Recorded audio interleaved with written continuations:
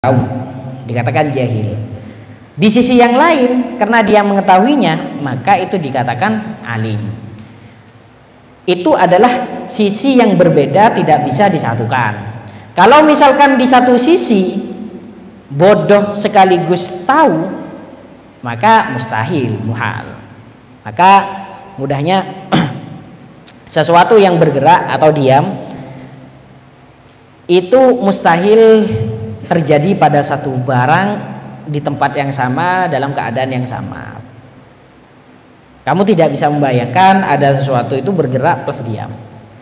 Tapi kalau misalkan kayak gini kitab ini, satunya diam, satunya digerakkan, maka di satu sisi bergerak, di satu sisi diam, maka hal itu ya masuk akal. Memang kayak gitu. Sama kamu misalkan saat dilihat di rapotnya ujian nahwu dapat merah, fikih dapat soheh misalnya, maka kamu bisa dikatakan dalam urusan fikih kamu pandai, dalam urusan nahwu kamu bodoh. Pandai sama bodoh itu ada di dalam diri kamu pada sisi yang berbeda. Pandainya dalam sisi fikihnya, bodohnya dalam sisi nahwunya. Tapi kalau hal itu ada pada sesuatu yang sama, kamu dikatakan bodoh plus pandai dalam satu hal yang sama, nggak mungkin, mustahil. Misalnya ditanyakan kamu tahu nggak caranya wudhu? Ya jawabannya antara dua, tahu atau tidak tahu. Nggak bisa kamu mengatakan ya tahu sekaligus tidak tahu, kecuali yang dimaksud sekaligus tidak tahu adalah janibin akhor, sisi yang berbeda. Oh iya, kalau fardu wudhunya saya tahu, kalau batal wudhunya saya tidak tahu. Ya mungkin ya bisa kayak gitu. Tapi kalau satu hal yang sama, kamu tahu nggak kalau wudhu itu harus niat? Tahu sekaligus tidak tahu, mustahil. Sama seperti manusia itu memiliki dua alam. Ada alam khalqu, ada juga alam amr. Tapi itu janib yang berbeda. Di sisi lain sesuatu yang berfisik itu masuk ke alamul khalqi, di sisi yang lain masuk ke alamul amri.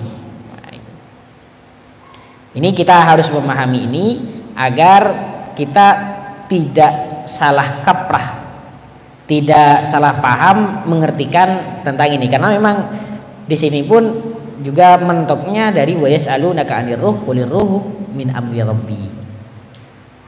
Tidak dipungkiri ada kelompok-kelompok kelompok sesat dari dulu sampai sekarang yang meyakini bahwa ruh itu qadim. Landasannya diantaranya adalah ini, ala lahul khalqu wal amr.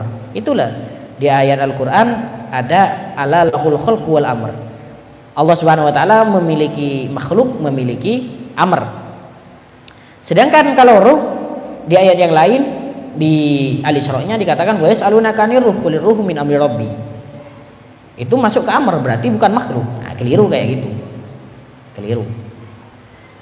Bisa bahaya kalau mengatakan ada sesuatu yang selain Allah yang bukan makhluk. Karena yang dibahas di sini adalah tentang alam.